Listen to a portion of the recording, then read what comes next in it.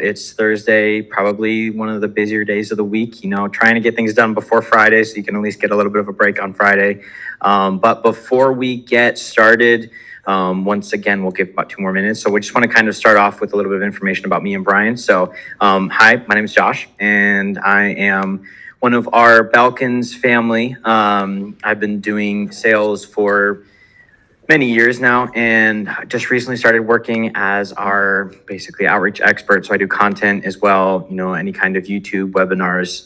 That's basically what I try and do. Spend most of my days sitting in front of a camera, sitting in front of a microphone, and just kind of getting tired from the heat of the lights banging on my head. So but then without further ado, I'd like to pass the mic over to Brian. I'd love to hear who you are. I mean, I know who you are, but for those that might not know, you should know. And here's your chance. Hey, thanks so much, Josh, and welcome everyone to this webinar. I'm super pumped to have this discussion with all of you. My name is Brian Hicks. I am also part of the Belkins fam. I started my journey with Belkins a little over 2 years ago. I'm the VP of sales here, responsible for new business acquisition. So think everything around closing business. That's really what my focus is. So I'm excited to dive into some of these topics and hopefully get to know some of you throughout this process. Perfect. All right. So in case you didn't know, we're actually streaming this on YouTube as well. So if you know people that wanted to join but didn't have the capability or the time, but have the, maybe change in schedule and would like to join in the middle, it's a little bit easier to just hop over to YouTube and check it out there. So, and if you haven't seen our YouTube channel, I would really appreciate it if you checked it out. We've got a ton of different videos. Anywhere from educational content to client testimonials to real-time raw feedback, capture, not registered. Approaches, anything that you might be needing if sales is something that you're interested in, which I would assume that you are since you're here sitting in this webinar today. So yeah, please do go check out our YouTube. If you haven't yet, hit that subscribe button. You know the deal. Hit the subscribe, leave some comments, and please, by all means, if you do end up watching some of our videos, please leave comments because those really matter to us, because we really want our content to be geared towards all of our viewers. We want to understand what you like, what you don't like, what you'd like to see in next videos, anything along those lines. We need to hear that because it is important and feedback is very important to us. So, all right, well, we've got a lot to talk about today. We've got quite a lot on our agenda overall for our webinar today. So before we get into it, wanted to say that we're going to be giving some special tips out towards the end of our webinar. So be sure and stay to the end. But overall, let's get to it. So sales cycles. Is a long sales cycle a problem? So companies with a defined sales process see 18% more revenue growth than companies without one. Think about that. So Brian, you and I have both done sales. You've done many more years than I have. I'm very interested to pick your brain throughout this next 45 minutes to an hour and learn some things from you alongside all of our viewers today. So how many in general do you feel like percentage-wise companies don't have a very detailed, defined sales process in their company? Yeah, it's a big question, and honestly, the answer is probably it really depends, right? It depends on whether the leaders that founded that company they have a technical background or they have a sales background. I can tell you though that I've had conversations with business leaders that are clients of ours that have come on board, and listening to their calls or just through conversation, I've learned that it is not SWB audio capture. It's not common registered. For everyone to know that they need a thoughtful and systematized sales journey. It's amazing to me, actually, talking to some people and realizing that their strategy for closing deals is a mixture of activities and hope. And I don't know about you, but hope is not a strategy. It doesn't surprise me to see what that 18% more revenue growth is around companies that have a defined sales process. The other graphic, 75% of B2B companies take an average of at least 4 months to win a new customer. So sales cycles is it's always an interesting topic for me to discuss, because is a long sales cycle a problem? Well, it probably depends on who you ask. If you ask the founder of the company when they're looking at a 9-month sales cycle, yeah, maybe it's a problem. But if you ask the salesperson who's in the trenches, who's actively pursuing these prospects and knows that there's a lot that goes into closing this deal, maybe to them it's not. And I think that, for everyone here, I think, I wouldn't associate good or bad with a certain length. So these numbers are good to know, just to have insight. But just because somebody's sales cycle is 4 months doesn't mean that that's what yours should be. I think that what's really important is having a systematized process and having a thoughtful sales journey. That way you can start to build what the expected sales cycle will be for you and for I've had salespeople on my team that close in 90 days from time to, initial conversation to close. It's a 90-day process. Same team, different salesperson closes in 30 days.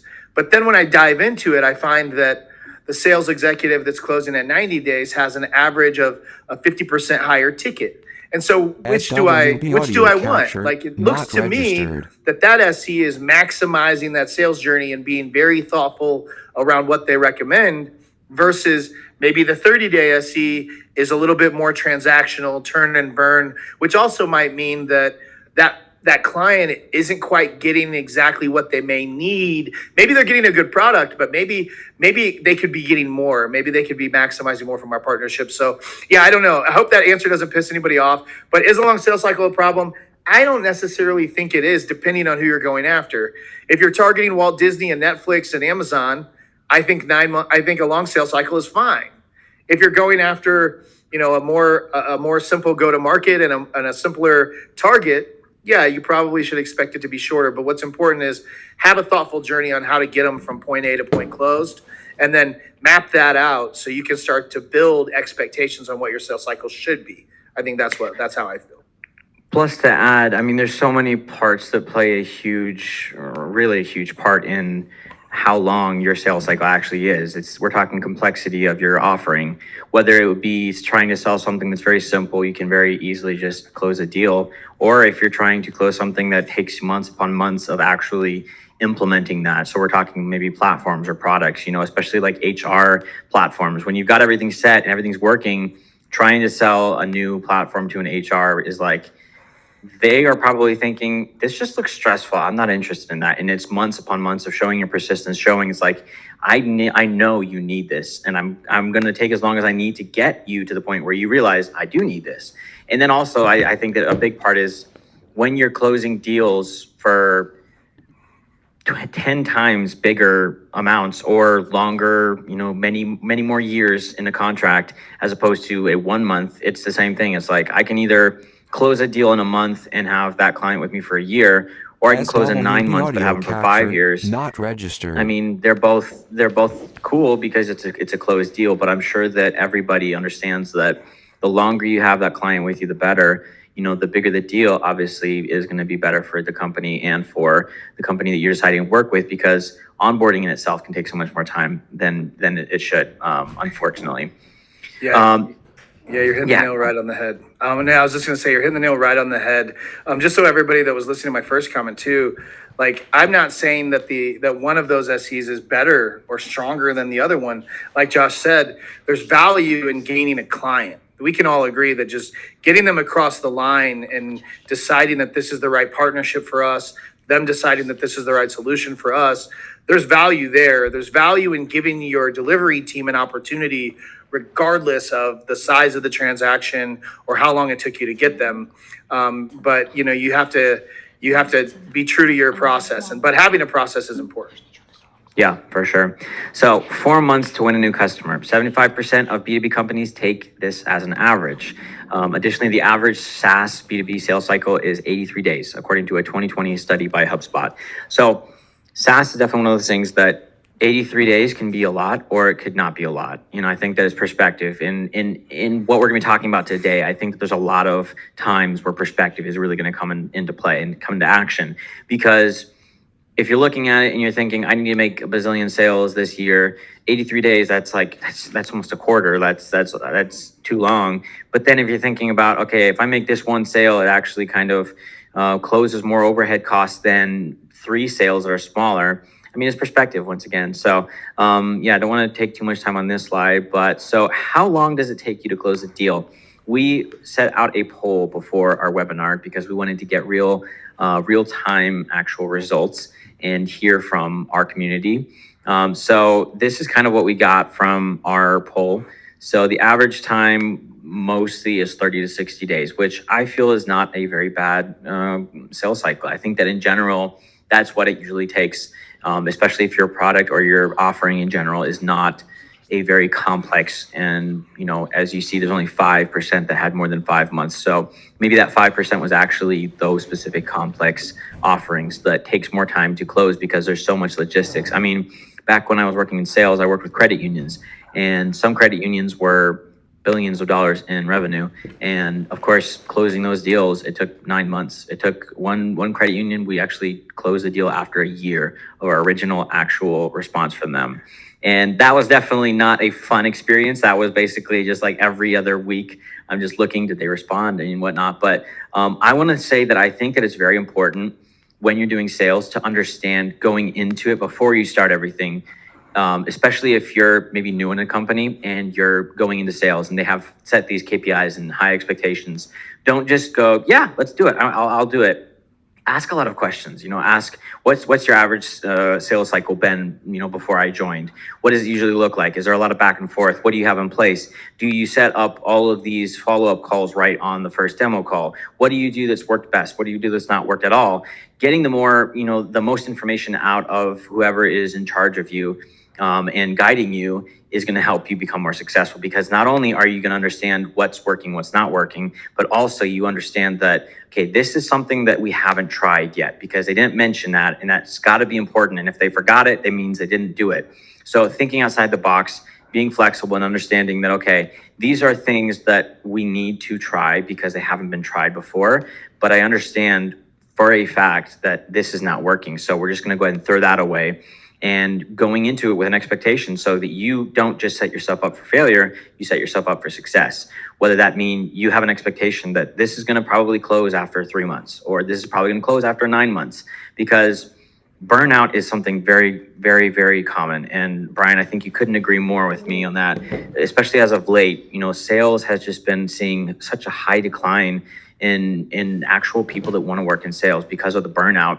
And this is something that I believe strongly that has a big effect on that. It's like, if you don't understand how your normal sales cycle length should look, and you're expecting, I'm going to close a deal in the first 2 weeks, but your actual sales cycle is 3 months and you didn't know that, then you're just basically looking at 3 months of just like stress and just constant worry. Am I not being successful? Am I not bringing enough to the table? What's wrong with me? Or something like that. Brian, what do you think? Yeah, no, it's really, man, you kind of, you kind of took this down a really interesting path, and I agree with you 100% on this. When it comes to sales, we all got into this because we want to make a lot of money. That's why we got into sales. We got into sales because we're okay taking risk. We're okay being responsible for going out, killing it, dragging it home, cooking it, and eating what we kill. That's why we did this. But just because some hunts come back without anything, it doesn't mean that you have to live in a world where you don't know what's going to happen. And your ability to forecast on your pipeline, your ability to look and to see, listen, what gets me through rough weeks? What gets me through rough months is my pipeline. It's me knowing that, I knew this was going to happen. I knew that the pipeline went dry. I knew that these guys weren't going to close for a month and a half. And so when you can forecast that and you can see into the future, it kind of helps me in those downtimes when I'm stressed, or when I'm feeling like I'm just doing task after task and follow-up after follow-up and nothing's coming from it. You've got to stay inspired. And part of the way you do stay inspired is by planning the work and working the plan, and then knowing, because when you identify the sales cycle and what it should be, and then you can forecast based on it, it's going to come. It's going to happen for you. It just isn't happening right now. And that's really what helps get me through a lot of that kind of some of those burnout feelings. And I mean, you're definitely, tenured in the sense that you understand that. And so for any of you, maybe you're not even in sales, maybe you're kind of here on this webinar because you want to understand different ways to approach sales so that if you're going to hire, you're going to outsource. By the way, we have a YouTube video on what's, the big differences between outsourcing SDRs and working with an SDR sales, any kind of sales reps in-house. So if you haven't seen it, check it out. But returning to my point, a lot of what is hardest, I believe, in sales is the first couple months.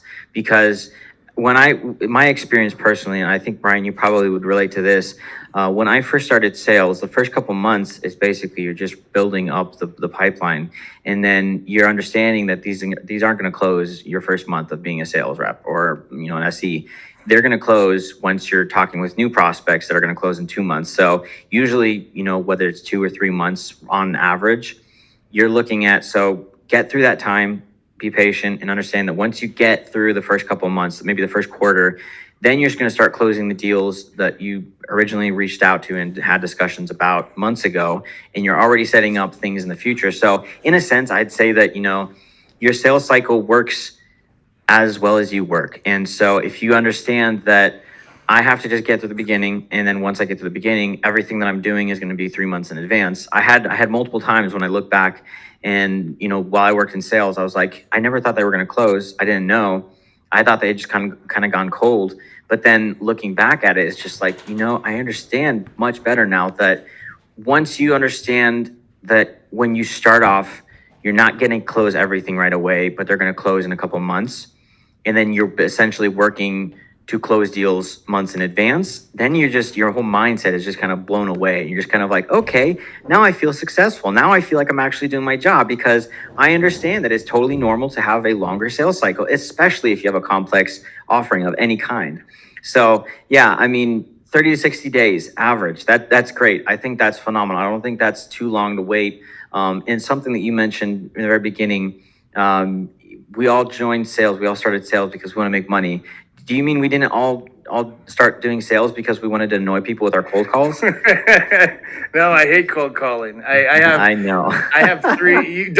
We can't do a cold calling webinar because if you get me on cold calling, these guys are never going to get the webinar they're looking for. I have 311 missed calls on my cell phone right now because if I don't know who's calling me, I don't answer the phone.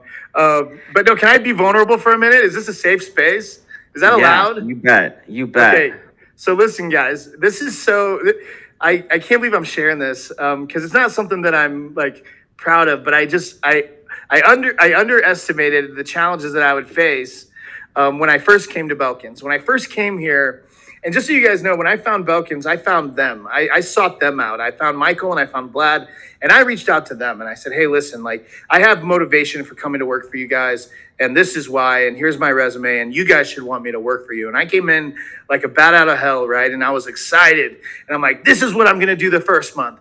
This is what I'm going to do the second month. This is how many deals I'm going to close.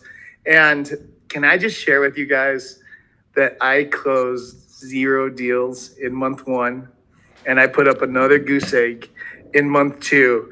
And at first I was so stressed.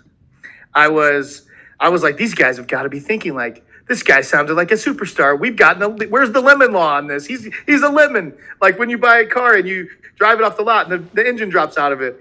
But no, what Josh said is so right. I kept the course. Obviously, everything wound up working well. But I was here for 2 months and I dropped 2 goose eggs the very first 2 months I was here. And then they started coming in afterwards. But yeah, when you were talking about that, it just popped into my head. I was like, oh my gosh, that's so true. Yeah, that's one of those good things of having, founders and co-founders that understand how everything works a lot better than most of us here at Belkins. They don't probably, you just shared that you were vulnerable. You were worried a little bit about like them thinking maybe you're not who you said you were. Maybe they didn't even think twice. They're just like, oh yeah, he didn't close any deals the first 2 months. No big deal. So yeah, they might have. I've never talked to him about it. We kept things moving and deals started coming in. But it would be interesting to go back to Michael and be like, what went through your head after the first 2 months of me starting here? I put up nothing. I'll be curious. I'll circle back with everyone and let you know. For sure. Maybe we'll make a shorts on it or something. Yeah. We're going to go ahead and start actually a poll. And if you didn't take any kind of participation in this poll that you see right now on the screen, the results, I'm going to share kind of the same thing. So what's your average sales cycle length? Personally, I'd like to just hear if things are quick for you or not. And if you didn't know, we actually have another video on, sales cycles and shortening your sales cycle. So be sure and go and check that out. But once again, just a reminder, we have tips coming towards the end of our webinar. We're going to share at least 6 tips. I think, Brian, you and I talked, we want to give a little bit more love than just those 6, share some actual real life experiences. So be sure and stay to the end because you don't want to miss it. There's some very important and vital things that you should understand about how to potentially shorten your sales cycle. So it looks kind of similar to what you were seeing on our original poll. We've got more. That's about 2-3 months. That's pretty good. That's good. Less than 1 month, not any answers yet, which I'm not so surprised. It's really a blessing when you can close deals in less than a month. It's just like, I've had a couple of those when it's like, we met, 2 weeks went by, closed deal. And it's just like, man, that just felt so much better than that one I had to wait for a year on. So, all right. Well, the poll's still going to be up there. So if you are joining or you walked away for something, if you hear me now, there's right by the chat section, there's a poll section where you can then just leave your answer on what your average sales cycle is. So overall, we got, 12 that were 2-3 months, 3 answers from between 3 and 5, 2 for more than 9, and then 2 for more than 5. So pretty scattered between those. But so main benefits of shortening sales cycles for sales reps. The list, this is just a very, very short list. Let's say that there's so many benefits, and I hope sincerely that the reason you're here is because you really do want to shorten your sales cycle and you want to understand how to do that. That's what we're talking about. That's why we're here, because we understand very well that sometimes long sales cycles can be stressful, but we kind of already covered the don't worry, kind of don't panic, be persistent kind of phase. But let's move actually into the real benefits. So customer takes fewer steps to decide. Shortening your sales cycle, you don't want there to be tons of steps to actually get your prospect to decide if they're interested or not. I'd say the first thing that comes to my mind is in your original demo, if you leave it straight, if you say everything completely open, completely transparent, that's something that we believe here at Belkins is transparency is key. If you leave your sales call understanding that you said everything that needed to be said, you give every piece of information, there's not going to be a ton of follow-up questions, which there might be, and that's very common. That's understandable. Logistics can be time consuming, but try to leave your prospect with all of the information that they possibly could need to understand yes or no. And then also just a tip that we were talking about just here recently, when you leave your sales call wanting leaving your prospect wanting more, that's also a really good thing. So be creative and understand, how can I leave my sales calls so that my prospect's like, man, I love that call. I want to spend more time with this company. I want to learn more. They're just on fire. Another thing is you allocate a marketing budget faster. So when you have a shorter sales cycle, you can then obviously allocate more for your marketing. And we're going to get into that a little bit later. So please don't go anywhere, because we're going to talk about marketing and sales and how they should be aligned. But also the third point is more aligned and optimized processes. So there's so much to a shorter sales cycle, whether that's just having more money quicker to put into marketing, which means more getting yourself out there, more deals closed, more incoming prospects, more warm leads. Even don't even get me started on warm leads. But we're here talking about sales, so everybody kind of thinks more about cold. So and then more easy to follow analytics. I mean, everybody, and if you're not doing this, please take this, write it down. Study your analytics. That's something that I did not do my first couple of years in sales. I basically was given a list, said, email these people, call them, and then move on to another list. We never checked our open rates. We never checked our reply rates. We never checked anything else, anything detailed. Any kind of analytics that we did was just, we reached out to these people. We didn't reach out to these people. Let's spam everybody. That's just bad. That's just don't do that. So Brian, analytics, what other kind of analytics would you say is important to track? Yeah, I mean, so I track the engagements, especially during the sales journey. So tracking what they're clicking on, what you're sending, tracking. Like I have a template that I have built that I've shared with our team that has like a 98% reply rate, and being able to track that. And that's uncommon, but I'm proud of it. It's like a little feather in my cap because it's got a 98% reply rate. Everybody replies. You get a reply. You get a reply. You get a reply. I'm the Oprah of replies. And so, like, having something that you can base your future work on, saying, hey, this gets a lot of replies, or hey, this gets a lot of click-throughs, or this gets a lot of opens, is really important for you because I've got, I don't know, 35 different templates, and not all of them have that. And so the templates that are getting like 10% replies, they don't live long. And so tracking that and being able to determine, hey, what are people saying? How are people responding? Is this content valuable? Are people clicking this link that I've been putted? It'll only help you show your client or show your prospect that you know what they need and you know what's going to be valuable to them. You know, people buy because you understand them, not because they understand you. And so when you send them something that's super relevant, I'll send a report or an article, I'll read something on Harvard Business Journal, or I'll read an article and it'll remind me of somebody. It'll remind me of a prospect, and I'll just shoot it over to them. And in the subject line, I'll say that I read this and I thought of you, and I'll send it over, and then I'll track and see, did they read it? Did they see it? Did they appreciate it? Those types of things are it's important from an analytical process just to know, like, hey, how is my sales journey working? What are my follow-up activities producing in terms of an outcome? And then comparing that at the end when you close the deals. Like when you take a grouping of 10 deals closed or 15 deals closed, and you look at, all right, now what type of sales journey did they go through? How did I follow up? And then you can try to replicate that. And so that's really kind of, I spend a lot of time trying to find common denominators that have led to closed deals to see what can be cloned, what can be replicated. Honestly, I think I've been sitting on YouTube too long. When you said 98% reply rate, the very first thought that came into my mind is that voice that most of us, if not all of us, have heard. Wait a minute. Yeah, that's pretty good. That's awesome. So there's a ton of benefits. You can see them on the screen. Again, you acquire recommendations faster, very straightforward. Decreased role of dark funnel. Thoughts on that? Yeah, I think the decreased role of dark funnel is super big. When a prospect goes dark, when they don't reply, you don't get responses. That's the worst thing for your pipeline. Yeah. I wrote a report or wrote an article recently, and I mapped out like how many sales calls I'd taken a year, and I mapped out, how many active opportunities. But, when I look at my pipeline, I probably have 20 active opportunities right now, just me sharing with all of you, 20 active opportunities roughly in my pipeline right now. And I take 30 to 50 calls per month. Well, how is that the case? How does he have only 20 active opportunities if he's taking 30 to 50 calls a month? Because I keep them moving through the pipeline. When somebody goes dark and they don't reply or you're not getting responses, it's the worst because it sits there and you don't know what to do with it. You don't know if they're coming, you don't know if they're going. And so, having a strategy around people that go radio silent, having a strategy around people that say we're not interested right now is important because there's gold there. But if you have a lot of people that are just non-responsive, it's because you're not following up properly.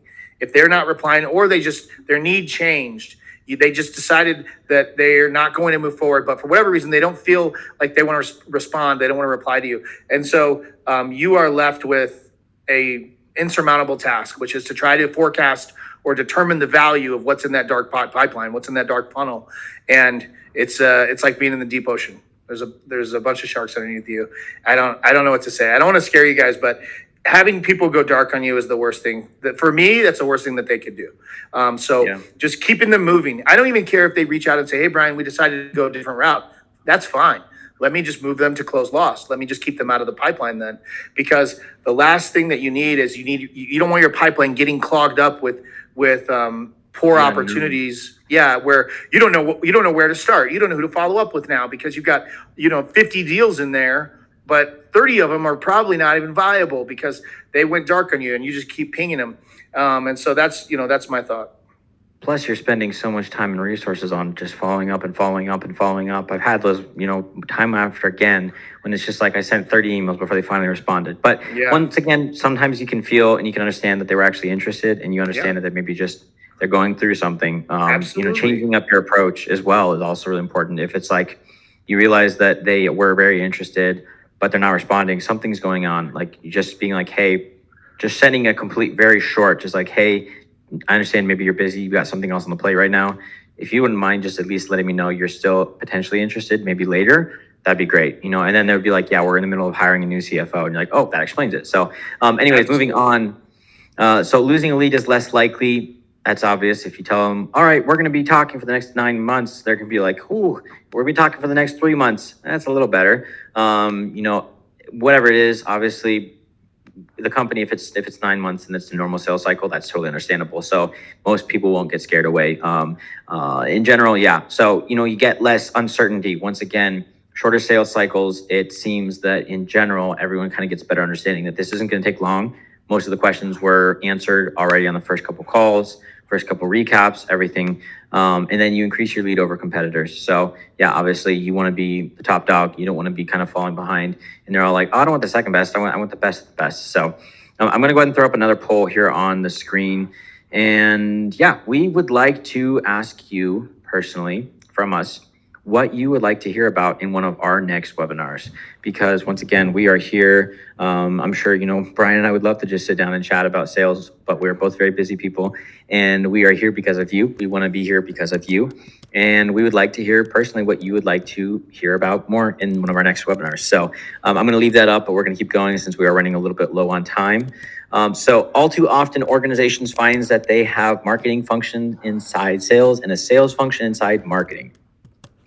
This is very important. We're going to be talking here briefly about aligning marketing and sales. And most people think of marketing over here and sales over here and how they don't interact. They're not supposed to interact because it's marketing and it's sales. But that's I'm gonna be very open with you and maybe say something that maybe we'll see our attendees start leaving. But trust me, you don't want to leave. Marketing and sales work best when together. The way you align the two of them, and I'm hoping this is the next slide. Okay, we'll get to it in a second. I won't reveal all the secrets yet, but yeah, trust me, aligning the two is going to give you a lot more than you think. So B2B organizations where sales and marketing teams are well aligned. Here's just some interesting facts. Save 30% on their customer acquisition cost, enjoy a 36% higher customer retention rate, get a 38% higher sales win rate than non-aligned teams. They achieve 39% higher annual revenue growth than non-aligned teams. Customers have a 20% higher lifetime value, and they see 27% faster profit growth.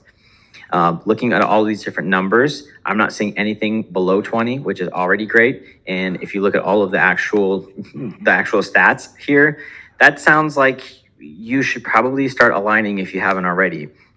For me, I'm looking at this and I'm thinking, okay, I'm really happy that we're aligned because we can consider ourselves in this list. And if you're not in that list, the time is now. I mean, there's no reason to not just be like, all right, marketing team, we're going to meet with our sales team and let's brainstorm. Let's talk about how we're aligning. Let's make sure that we're all kind of doing something similar that's bringing in the same kind of results. Not obviously having marketing do sales and doing the sales calls, because most people in marketing would probably have a heart attack when they did their first sales call and the guy picks up and says, what are you calling me for? Or whatever. Salespeople, we've kind of gotten the understanding of you're going to get some people that are not happy to be getting your call, and that's normal. But anyways, so moving on, why alignment is worth the effort. Brian, thoughts? Yeah, it's huge, and it doesn't surprise me, these numbers, right? This is something that we are constantly working to ensure alignment with at Belkins to make sure that, so you have marketing, the main role, right, and responsibility of marketing is to drive business, right? To drive opportunities, to drive potential customers. Then you have sales.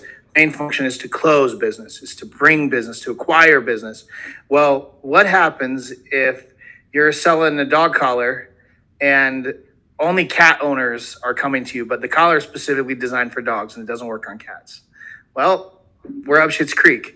So alignment, and that's just super, super simple example, but that's the example, right? If marketing's driving prospects to us that don't have budget, if marketing's driving prospects to us that don't fit the model, if they're not driving ideal prospects to us, we're going to be in trouble. But if they are, average sale goes up, retention goes up, and retention's a big one because with Belkins we have a service offering and a delivery team. When marketing and sales are cohesive and we're running like a well-oiled machine, they drive the perfect types of clients for Belkins. When we win that business, our delivery team is jumping for joy because this is right in their wheelhouse. They're going to hit the ball out of the park in delivering for the client. And so the relationship is stickier. It lasts longer. The average lifetime value of the client goes up. Your brand awareness goes up because they're going to talk about the experience that they have. They're going to drive your reviews up. They're going to drive your case studies up. Everything goes up when there is alignment. I couldn't put it any better than that, honestly, even if I tried. All right. So, smarketing. This was what I almost, said too early. It's one of my new favorite terms, smarketing. I don't know why, but it reminds me of Smurf, like smarketing Smurf, whatever. Anyways, so the new sales and marketing funnel, if you look at it, it's pretty straightforward. Marketing in the past was focused more on awareness, interest, and then getting them to consider. And then the sales basically took it from consideration and then moved it on. Now it's different. Marketing has brought a lot more to the table than what we thought before. It's really been effective as of late, especially all the different ways of marketing. And if you think about it, marketing is so much more broad than what most people think. I mean, the fact that a lot of companies nowadays are even using YouTube or TikTok for marketing, that just blows my mind. Because there are so many people that sit on TikTok or sit on Instagram or sit on YouTube or whatever it is they are sitting on. That's a perfect place to market because that's actually where they sit more time each day instead of their email, which is kind of what used to be the big, thing. And it still is, email is definitely still the most effective platform for doing any kind of outreach, but outreach is outreach. And then marketing is marketing, actually reaching out and kind of doing a different kind of touch point definitely plays a huge role. And I mean, honestly, if you think about it, both play huge roles and they're both designed for their own things, but sales and marketing teams, they should go hand in hand, as one department in a sense in order to basically attract, inform, and retain customers. So aligning these two departments into what we like to call marketing, it really does play a crucial role in the future of your business success. So, you're getting a kick out of me. I'm sure. Did you come up with that marketing? Oh, no. I wish that would, I'd be the guy that coins marketing. Yeah. All of a sudden I'm expecting to get all these royalties. Yeah. I'm in the presence of greatness here. That's awesome. That's cool. No. I don't even know. Maybe it was somebody from our team. It's not unlikely. We have some pretty creative people on our team here. Yeah. All right. We are getting closer to the end of our webinar today. Once again, we have some tips on how to shorten your sales cycle. We've also got some special things from Brian coming up soon. So stick with it. But ways to improve customer experience. So make the buying process about the buyer. So in general, designing sales processes according to customer needs rather than the needs of sales will not only heighten customers' willingness to engage with your business, but actually will drastically improve the chance of customers actually buying your products. So if you're thinking about it, it shouldn't be about me wanting to just make more money because of commission. It's you need this. Believe me, you're going to grow from this. You're going to overcome your pain points. So you're going to see so much profit from this. It just right off the bat sets the tone of they want what's best for me, the kind of big bro watching out for you kind of thing. Instead of the typical, please close, I really need commission this month, So if you set the tone correctly, it just, it does a lot for you, honestly. Say it louder for the people in the back. It's good. So, I mean, working on your digital operations, once again, everything's kind of going digital. Sometimes I kind of miss the old things, but digital is definitely something we have to understand that it's going to work for us in the long run. I'm not talking about AI right now. I'm talking about everything digital. We just recently had a webinar with Panda Doc with Travis. If you didn't see it, you should check it out. He actually wore this really cool costume. I'm not going to say what it was because you need to go check it out. But we talked about how digital operations really work and how, edutainment. And if you don't know what that is, once again, go check it out. But everything is kind of going digital. So that's why I brought up PandaDoc because, most people use PandaDoc nowadays. It's so easy to use to sign agreements and to understand if the agreements are actually seen or are already signed. So happy and empowered employees make happier customers. I don't think there's anything to add here. Pretty straightforward. Rectify mistakes as soon as they're identified. No one wants to see a mistake happen and then kind of hid under the table and hope no one sees it. Very, very upfront, straightforward, transparent. Yeah, there was a little mistake, but we fixed it. Something that I was told when we joined Belkins was when there are these little mistakes, because everyone makes mistakes, everyone. When there are little mistakes, own your mistakes and always share how you've learned from that mistake. So there was a mistake, but here's what we did, and now everything's working even better. Trying to do that with all of your customers, believe me, it's going to make your customer experience much better. And then better understanding the competition's strengths and weaknesses. I'm not saying be like, we're better than this person because of this and that. We're better than this company because, it's enough to actually just say, we do this, this, this, and this. And most prospects, in most sales situations, they're at least looking at a couple of different vendors. And so when they start looking at what you have to offer and what your competitors have to offer, they make the decisions based on how much you do have more and better and more strengths, and they will see your weaknesses as well. So being open about that is also important. But then increasing value for customers increases revenue. So make your offering more hot to who you're reaching out to. That's just very easy, and that's going to make your customers live longer with you because they're understanding that we're constantly coming up with new things, constantly creating new ideas, new additions to your platform or your product or whatever your offering is. Constantly innovating is so important. Brian's method of closing more deals. Before I pass the mic over to you, wanted to ask you, so we talked about marketing, we talked about aligning it, and just curious to hear your thoughts.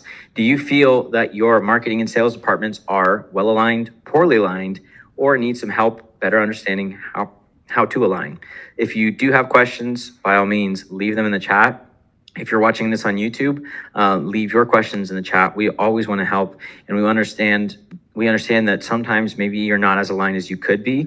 And so if you have more detailed questions, hop on a call with one of us, book a time with us on our website, subscribe to our YouTube. We've got tons of content coming out on all these different topics. And I'm sure that this is going to be one of those videos that we'll be making here in the future. But anyways, Brian, real quick, because we've got not a lot of time and we want to have time for our Q&A session here at the end. Plus, we haven't gotten to the biggest thing, which everyone's probably waiting for, your method of closing more deals. Yeah, so listen, I'll work through this really quickly. I recently published an article on Sales Hacker that outlines this in pretty good detail and in good depth. But first things first, map out your sales journey and what those steps of each stage looks like. Call number one happens, what's next? Do we need to have call number two? After call number two, is it a proposal? Whatever that sales journey looks like, map that out and align your pipeline stages.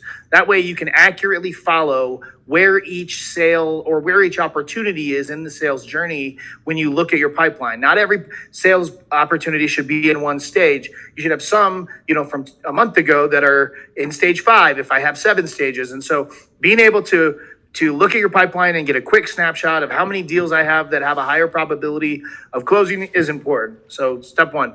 Step 2 and 3, templatize your follow-up. Do not sit and type out every single follow-up message. I'm all about less clicks, and I want you to get to enjoy your life. So spend, as little time as possible doing follow-up. What does that mean, Brian?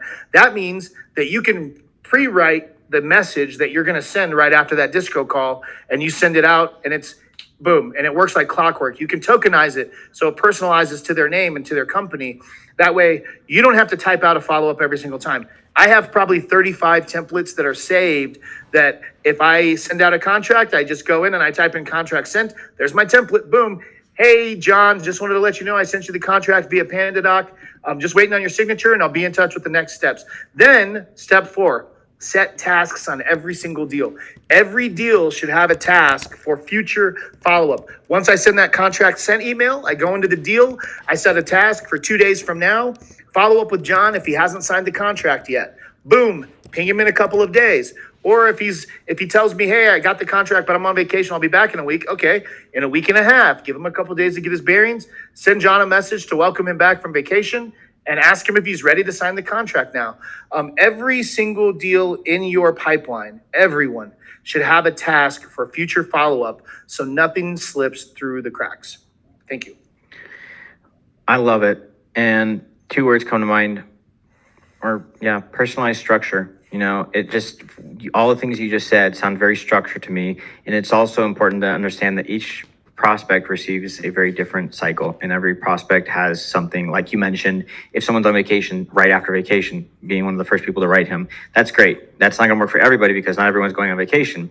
So it's understanding what your prospects' needs are. They need to not be bothered while they're on vacation. Most likely, if you bother them while they're on vacation, they're going to say, you know what, dude, I'm sorry, but I need a break and you're kind of messing with me. So maybe I'll get back to you. And then they don't. But I can't agree more. I love it. I read through the entire however many steps, I don't even remember now, but it's all great work and it's all great, very true and actual stuff that works. So really appreciate sharing that.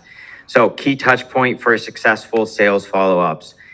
If you got a phone right by you, just scan the QR code and this will blow your mind. This is what we were just talking about. This is something that you need to check out because it will really help shorten your sales cycle.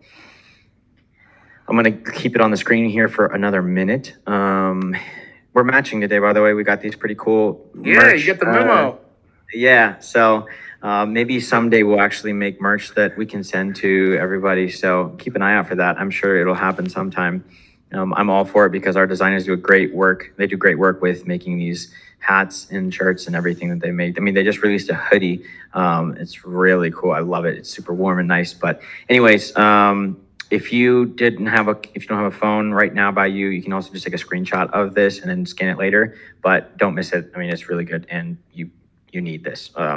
So main metrics to track: MQL to SQL conversion rate, SQL to win conversion rate, average sales cycle length, average purchase value, and lead response time. Track these if you can. If you can't, try and find a way to track them because these will help play a huge role in how you are able to perform. I don't think there's anything else that we can really add on as important as these. Maybe you have a thought in your mind, Brian, maybe there's something else, or do you agree with me that these are definitely something that you need? I concur. Everything is really important. If you have the ability to track it, you definitely should. The thing is information is power, right? So being able to know, all of this info will just help you operate smarter, work smarter, not so much work harder.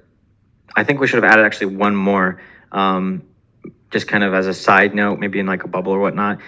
Everything, just track everything and constantly have everything updated so you understand live what's going on.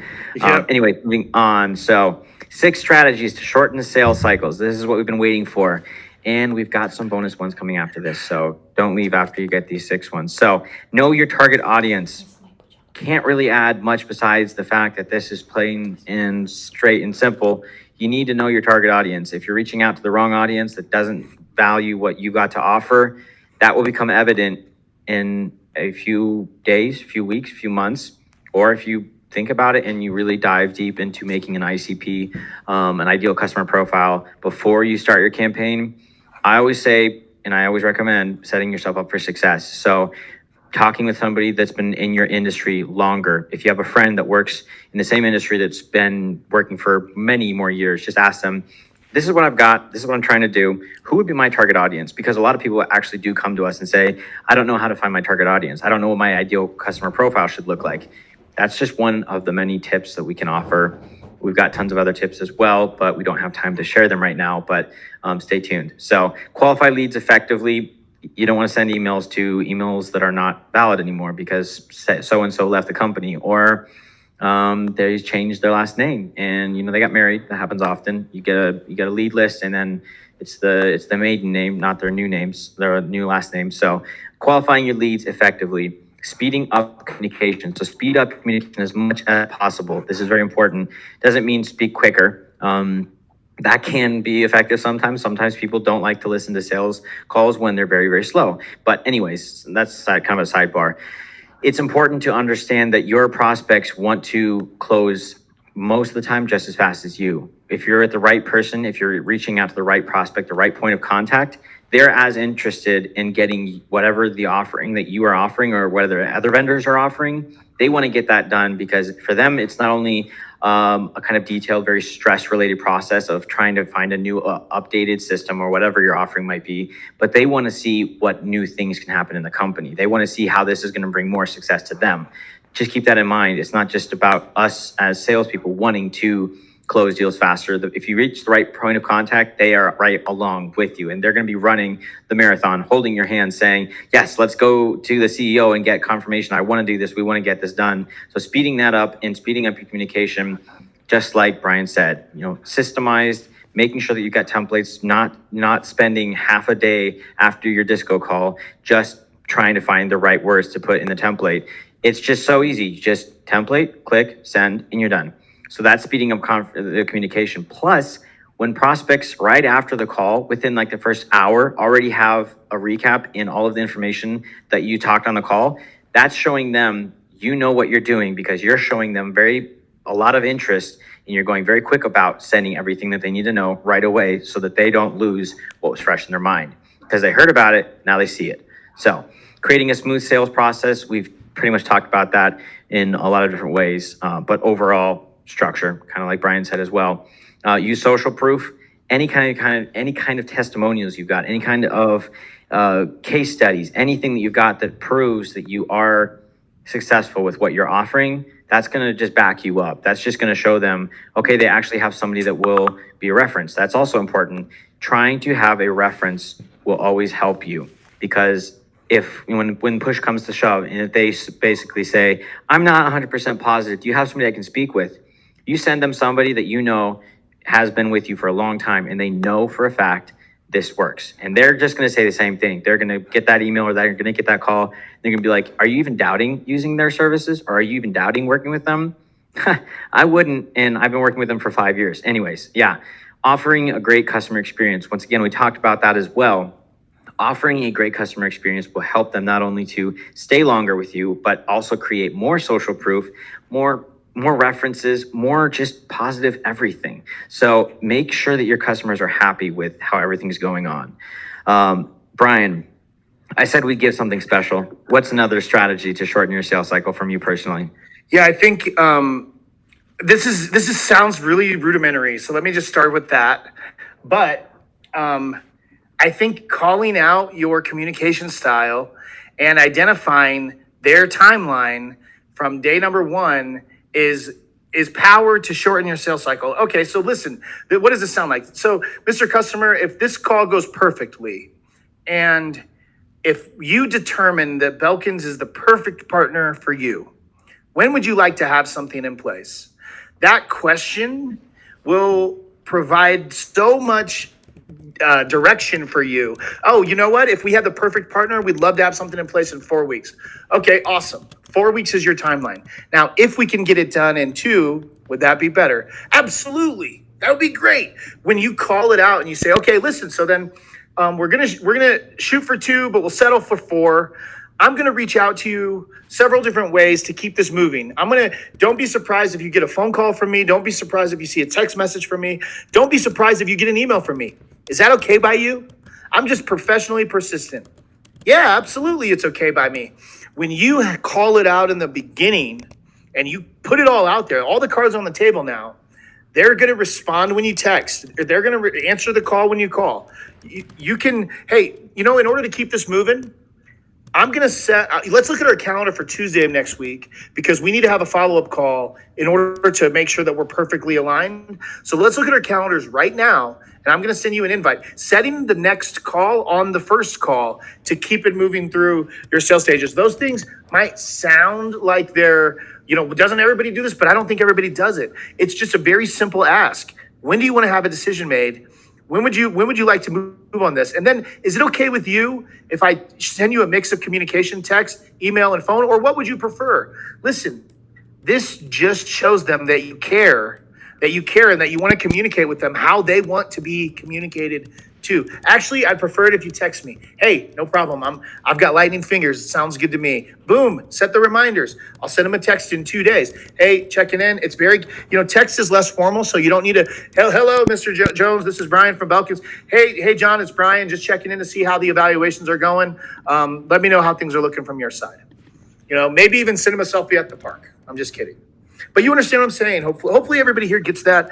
I think that just not being afraid to put it out there and to ask and to show them that I've got this put together. I know what I'm doing, and I plan the work and I work the plan. I think that you're going to find that if you do that one little adjustment, you're going to be able to move things through your pipeline quick.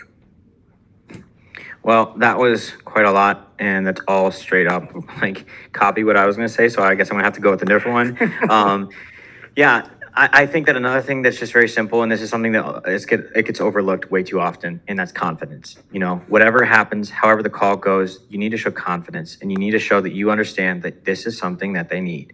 And that means when you're getting to the end of the call, it's especially very important to start off with this as well. But when you get into to the end of the call, if you're not showing confidence, if you don't sound like you truly, truly believe in what you're saying, that is something that gets picked up right away. And especially if you're talking with somebody that's been in the industry for 30 years, they can call you out on it right away. And that's something that's like, I don't really believe you. And that's happened in the past. Believe me, there's thousands of companies every year that have that happen because they don't teach they don't train their sales executives how to be confident. And that's something that I would recommend. If you feel like you have a sliver of lack of confidence, go to whoever is more experienced in your company. If there is, go to somebody else, maybe a friend, somebody that's been in the same line of work, and just ask them, how do you do this? And that's something that, we do here at Belkins when we start with new people, because we are growing. They understand that they can go to any of us and just be like, I need help on this. So showing confidence in the fact that I need help or I know this in both of those situations. If you try and pull off this, like, I don't know the answer, and I'm like coming up with whatever I can just to make you happy, just make it sound good, they call that out right away. They see that, they feel that, they hear that, and they're probably not going to say it to your face. But when you start sending them emails and you start doing the most structured, perfectly set up emails, just like Brian was talking about, they're not going to respond. Maybe because they understood from the bat that you weren't confident, which might be something that would make your sales cycle longer. So anyways, if you have not already, be sure to go check out our YouTube. Be sure to go check out our website. We have tons of content. We have tons of different articles. We have a lot of different things that we can share with you. Scan the QR code if you'd like to book a call with us and just kind of pick our brains on whatever questions you might have, whether it's lead generation, appointment setting, marketing, sales, YouTube, whatever it is. We're here because we want to be with you. And that's why we thrive, because we focus on making sure that our customers, our viewers, our attendees understand that they're only getting our very, very, very best. So some information about us, if you don't know, we've been in the company, in the industry for many years. Since 2017, we've worked with over 1,000 satisfied clients. ROI achieved 10 to 1. Industries worldwide, 50. Appointments booked over 200,000. 200,000, quite a lot. And we've generated over 4 million leads. So we're not going anywhere anytime soon. And let's get on to our questions and answer section. So any questions you've got, whether in YouTube or whether here straight in the webinar, please send them. We are here to talk with you for the next couple minutes and answer any questions you got. So I think I saw one in the beginning when at the top of the chat from a Corey that said, how many meaningful customer touches, interactions would you say factor into an average sales cycle, or what is the typical contact frequency? And if I may, Corey, the answer is really that it depends. If I had to put averages on it, I would say there's an average of, if you're getting to the right person, there's an average of 5 to 8 touches to get a meeting booked, to get somebody qualified to have a meeting. And then I would say there's probably another, for Belkins at least, another 5 to 8, maybe 5 to 10 touches from the time you have that first call to the time you're closing a deal. We have 2 calls that are designed in our sales journey. Once you have the first one, then you have the second one. So 2 calls as touches. There's several follow-ups though in between those, as well as we have a research kind of project that we run to vet the opportunity a little further. I've had as many as 20 to 30 touches once I started talking with someone, to get them closed. But the answer is that it really varies. And what I would suggest is with everybody that you talk to, just get an idea of timeline and then plan based on your sales journey how many touches you're going to make, and then just stick to your tasks. Like live and die by your tasks to do. Set a task for 2 days if their timeline is 3 weeks. If their timeline is 6 weeks, set a task for every 4 days. Just pinging them. And I'm not saying to just ping them to keep the sales journey moving, but also send them valuable content. Find an article that's valuable to them, that's in their space. I call it depository content. Don't always ask them for something. Give them some deposits. But yeah, it really just depends. Sorry, the answer is a little vague, but it just depends on your prospect. I think it's good to ask them, what their timeline is in the beginning, and then kind of map out what your touch points and sales journey will look like from that point. Perfect. Any other questions? Be free to leave them in the chat. So while we're waiting, we've got the results of our polls. So overall, sounds like we might be running another webinar sometime in the near future about LinkedIn marketing.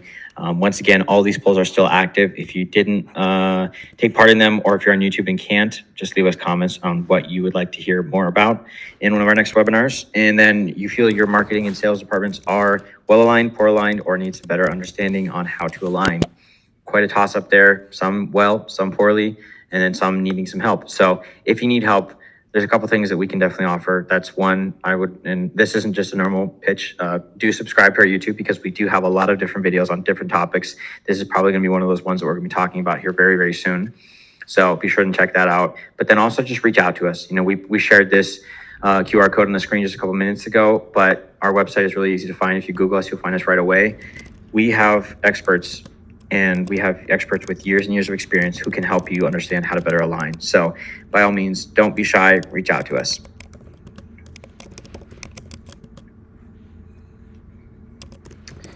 All right. Well, we pretty much went through all of our time. I didn't think we were going to do it, Brian. Going into this, I'm like, we are just going to be talking nonstop, because it's something that we both just have a passion for. My mom always told me growing up I could sell ice to an Eskimo, and after that comment, I'm like, maybe I should try sales. I love that. That's awesome. So I want to say thank you, Brian, for taking the time. I know you're a busy man. It was great having you. Great advice, great points. I'm sure everybody else is super happy to have you here for this webinar, and we're happy to have you here. Everyone that has been with us that maybe already had to leave, or that are still here with us, also thank you so much for taking the time to listen. It's a pleasure having you all here to listen to the two of us guys just talking about some sales and some ways to shorten your sales cycle. So have a good one, everybody. Enjoy your Friday tomorrow, and we'll see you all in the next one. Thank you, guys.